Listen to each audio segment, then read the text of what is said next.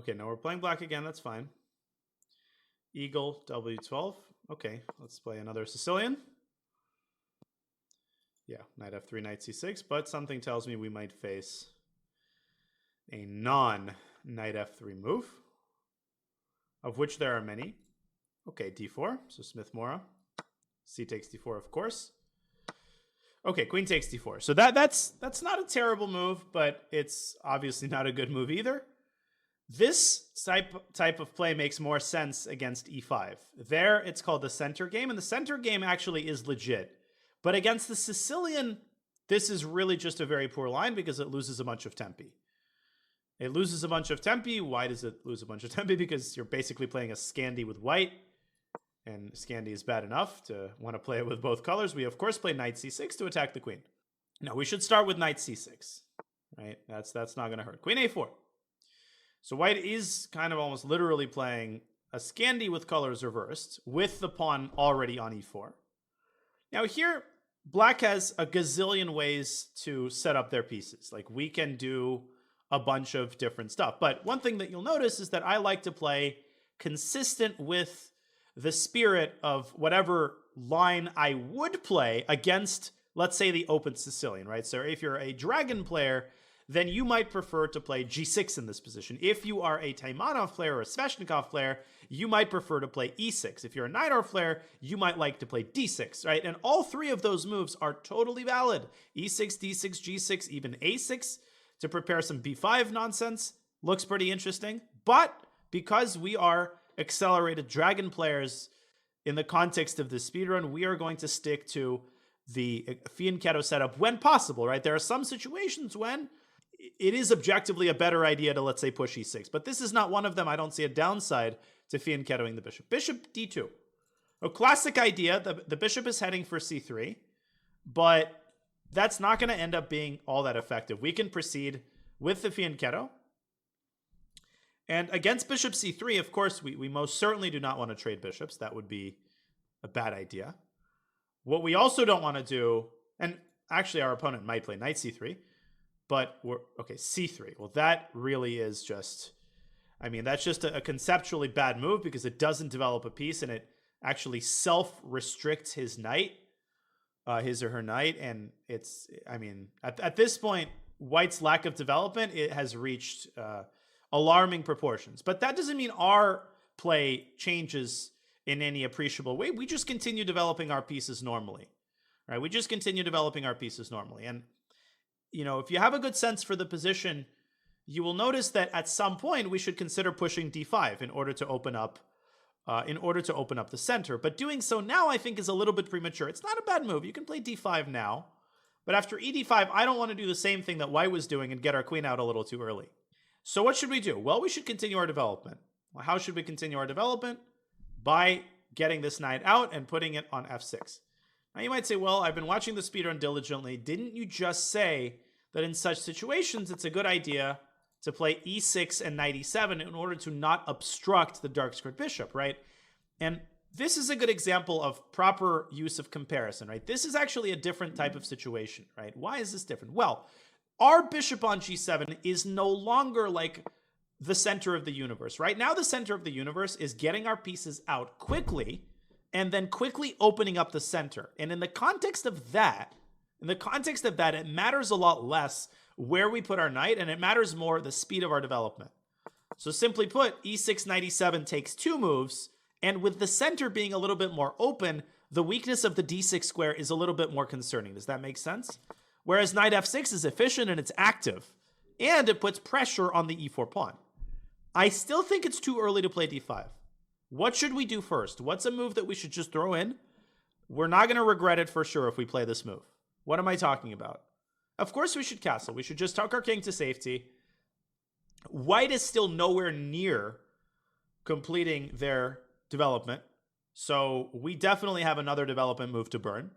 And now we are fully ready to play. Thanks again for the 50 subs. I really appreciate it. This is awesome.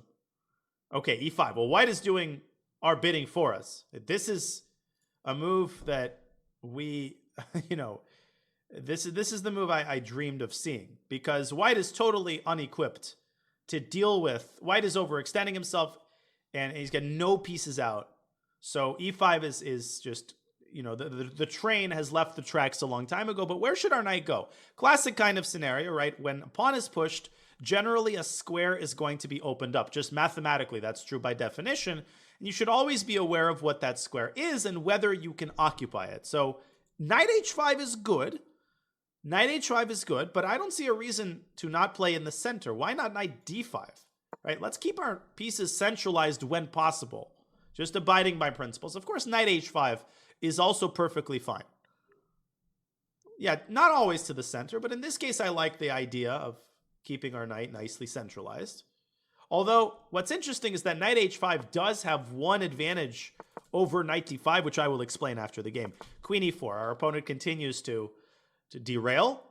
Now, of course, we want to take the bishop. No, knight g4 was also very good.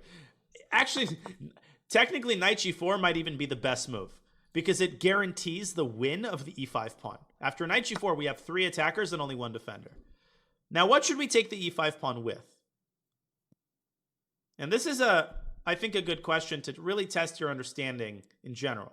Yeah, we should take with the knight. Very good. I mean, and I'm not picking on people who are saying bishop, but bishop takes e5 is a good example of one movitis. Right? The queen on f4 is a pretty big liability. Why is it a liability? Well, it's a liability because the queen, when it's out alone with no other pieces, generally is a liability. And after knight takes e5, we are setting up a potential fork on d3. Right? And we are sort of keeping the queen where we want it. Bishop takes e5 sends the queen back to safety. And, as I've said before, you want to be very careful. In general, moving the bishop away from its fianchettoed square, even if it's on the same diagonal, will often lead to some awkwardness. In this case, after bishop takes e5, queen d2, white will then develop his knight on f3 with tempo. And when I say with tempo, I don't necessarily mean white threatens to win the bishop on e5. White threatens to trade it, and we certainly don't want that bishop to get traded. So it's more of a positional threat. Does that make sense? So knight takes e5 to me is kind of a no-brainer. And you're like, why are you belaboring the point? It doesn't matter. It's a pawn. You're winning either way. True. But again, we're laying the foundations here. And when you make sound decisions in these small things, what you'll quickly find is that your games are just so much smoother. Knight d2. So we need to keep our pedal to the metal here. There's multiple ways that we can continue our initiative. There's the sort of developmental approach, and then there's the fully maximally, I want to create threats on every move approach. We're going to take the latter approach. We're going to take the slightly more methodical approach. Yeah, a lot of you are thinking of the move queen b6. Excellent move. Excellent move, queen b6. But I like a little more of a subtle move. Yeah, I like queen c7. And you might say, well, you just said that a move like this is one movitis. We're just playing for tricks. No, we're not playing for tricks. First of all, this is not an easy move to prevent because the white queen just doesn't have that many comfortable squares. But second of all, we are making a move that is useful even if it didn't carry the threat of knight d3. And that is a good test for whether the move you're playing is just playing for tricks or actually useful. Like, if the move didn't carry the threat, would you still play it? Maybe not, because we will win the queen. But queen c7 is an excellent move. I was going to say, in case white castles queenside, the queen is now x-raying the c3 pawn. It's helping the rooks get coordinated. So it's definitely a move that doesn't hurt. But it also doesn't hurt that it carries the threat of winning the queen, and we do with knight d3 check. And we do with knight d3 check. Thank you, Righteous Judas, for the sub. Thank you, Eagle, for the queen. Pretty easy win there. 13 moves. And I didn't do anything this game. I just reacted to our opponent's threats. We developed our pieces and we won the queen. That's it. Bishop e4. But let's not give white a chance to prolong the game. So a good example here of deciding between taking more material or making more qualitative moves. So because white is so poorly developed here, I wouldn't even suggest queen takes f2. I would suggest opening up the center as quickly as possible before white has gotten a chance to finish his development. And the move that really looks nice to me, I love bishop h6, by the way. Switching the diagonal of the bishop and x-raying the knight on d2, great move. But let's just freaking go for mate. d5, don't get d6, just go d5. What's a pawn here? You're up a queen, just give away a pawn. Open the d file, right? This is going to lead to victory so much faster. Now, what has been the effect of opening up the d-file? Well, now we can put a rook on d8, and this idea of putting all of our pieces on the d2 knight is, I think, going to lead to a very quick victory. So it's a matter of just feeling when you can take material, when you can give a little bit of material. It's an art, not a science, is how you should think of it. Now, how do we actually get to this d2 knight? Well, multiple ways that we can do this, but the straightforward move is, again, bishop g7 to h6. Yes, I said you should be careful about leaving the fianchettoed square, but here there's a very good reason for that. And now, okay, actually, wait a second. We need to be a little bit careful here. I missed a small detail. Not that it matters. I mean, we're up a freaking queen. I honestly forgot that after bishop g4, white can slide the king over to b1. And hilariously enough, if we then take the knight on f3, the knight from d2 actually can recapture. So I would propose a small amendment to our idea. And rather than playing bishop g4, let's prevent the white king from moving to b1, because a moving target is a lot harder to put down. So we make a small amendment. We play bishop, not b4, but f5. Right? We just stop the white king from moving, and we're also preparing to activate our final piece with rook a to c8, maybe some sacrifices on c3. We also have a hidden mate threat, which white can prevent by bringing his own rook over to e1. But if he doesn't do that, hopefully we'll get a chance to execute it. Yeah, actually white is helping us checkmate the king. What's funny is that you might notice the move queen takes f3, exploiting the pin. But if I'm looking at this correctly, there is an even better move. There is a move that leads to checkmate in 2 moves. And it's queen to e4. Yeah, very good. Using the pin, so the knight queen is untouchable. But the threat is queen b1 mate. Because again, the knight is pinned, right? Just a classic mating pattern. And I don't think there's a defense to that. It's nothing special. I'm overhyping this, but still, it's kind of nice. It's a pretty tactic, because both of these squares are quote-unquote defended by the knight. But because the knight is pinned, here you see just the pure power of the pin in chess. But you say you would have never seen that. I think you can definitely see that. If you find yourself saying, I would never find such a move, you should ask yourself why. Like, what about this move makes it hard to see? Is it the fact that you think this square is defended? Well, why do you think this square is defended? Well, the underlying reason is probably because you're underestimating the power of the pin, right? And maybe you're too focused on the free knight. And so you should say to yourself, okay, the next time I see like a free piece, I'm going to take another 15, 20 seconds, and I'm going to consider the other candidate moves. Queen e4, queen b1 is mate, because again, the knight cannot capture the queen, because the knight is pinned to the king, which I cannot draw this arrow. That was a simple game. Yeah, if you see a good move, look for a better one. That was a simple, straightforward game. Our opponent got off on the wrong foot with this weird d4, queen takes d4 line.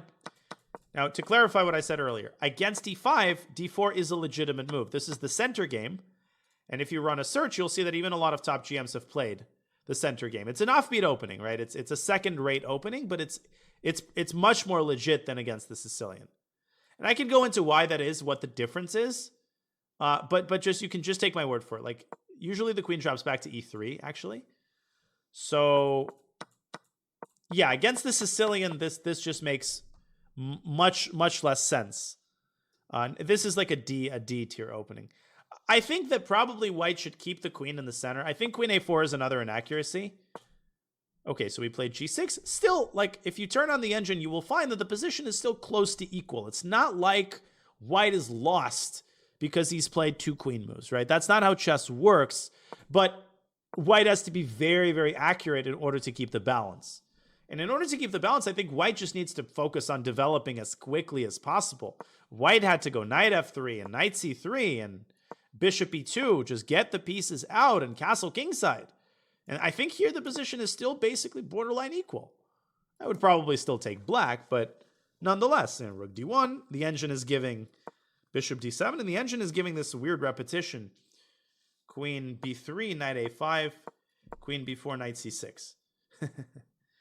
So development was paramount here. Bishop d2 is a weird move, but at least white should have followed up with knight c3. The plan after bishop c3 was not to play e5 and weaken the d6 square, blunting the bishop. The plan, of course, was to just play knight f6, put the knight between the two bishops. And a lot of people would be afraid of this move. But if you've paid attention to this game, you should know that knight d5 solves all of the problems very neatly because it pressures the bishop. This is nothing to be afraid of. You can just play knight takes c3. Big whoop. Your king's on f7 for like an instant. How should black proceed in this position? How do we solve the problem of this king on f7? A good time to introduce the concept of artificial castling or castling by hand. Yeah, you start by putting the rook on f8 so that when the king drops back to g8, the rook is not out of the game. You're literally castling by hand, and you're not fearing this check because you can put the pawn up on e6 and then follow up perhaps with the move d7, d5. But you have to be careful. If white castles, you should most definitely start with king g. Actually, king g8, there might be bishop takes e6 check. So, yeah, you should first get the queen out of d8. Oh, actually, this maybe even wins the pawn on g2. So, but what I was going to say is you want to be very careful about making a move like d5. As long as the king is on f7, you have to be careful of tactics like this. So in any case, bishop c3 was not scary. c3 is definitely not scary. We go knight f6. Notice the patience. We castle. And e5 just makes things a million times worse. But after something like knight d2, we ourselves would have played d5. And if white plays e5, then at the very least, knight g4 wins the pawn on e5. Three attackers, one defender. And if white plays e takes d5, we would have played knight takes d5 with just massive initiative. And already I'm thinking of sacks on c3. And, you know, we don't even have to do that. We can just get our bishop out to a nice active square.